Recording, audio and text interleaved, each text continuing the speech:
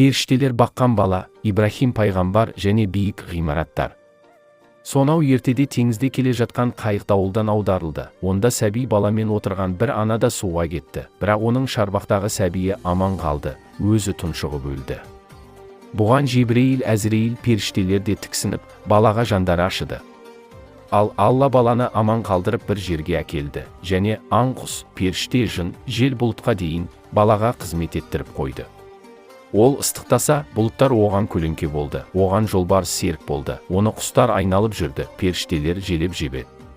Ол қиындық көрмей, жайлы өмір өткізді, ол өте батыр, тым келбетті болып өсті. Алла сонша көп нығметтерін артық етіп, оған үйіп берді. Ол жігіт болған соң, жан-жаққа сапар шегіп, әр түрлі елдерді көрді. Ал көптеген қауымдар оны көрген жерде оған бағынып, оны патша етіп алды. Себебі батырлық пен келбетте оған ешкім тең келмеді. Ол патша болған соң көп әскер бастап, барған жерлерін өзіне қаратты, оған ешкім шақ келмеді. Ол кейін жұрттың қолдан жасап алған мүсіндерін құдай етіп жүргенін көріп, оларға, жаны жоқ оны не қыласыңдар, одан да мына мен сияқты күштіні құдай көріңдер деді. Жұртта құптап, оны құдай көріп кетті. Ал жетімнен осындай күштіге айналған бұл сәби әйгілі залым Нимрут еді. Ол сонша нығмет берген Алланы ұмытып, өзін құдай санады.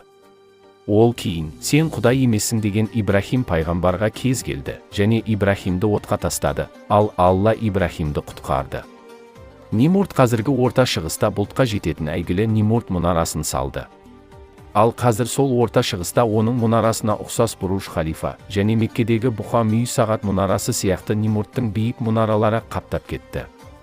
Олар осы Нимрутқа еліктеуде. Нимруттың символы да бұқа мүйіз болған. Меккедегі сағат мұнараның ұшында да сол бұқа мүйіз қойылған. Ол исламның белгісі емес, бірақ Нимруттың символы.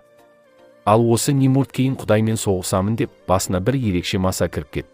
Яғни маса оның миын жеп, басы жарылғанда торғайдай болып ұшып кетті. Егер қазір Алла осы масаларға әмір берсе, олар әп-сәтте адамзатты жеп, олардың қу қаңқасын ғана қалдырар еді. Ал Жибрейіл, Әзірейіл періштелерге Алладан, сендердің жандарың ашыған сәби бала, қазір Аллаға қарсы ең үлкен кәпір болды делінді. Бұл оларға да сабақ еді.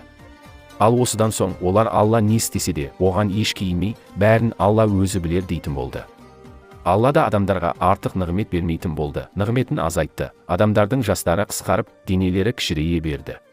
Себебі нығмет асыра көп берілсе, кез келген адамның өзінің құдаймын дейтіні белгілі еді.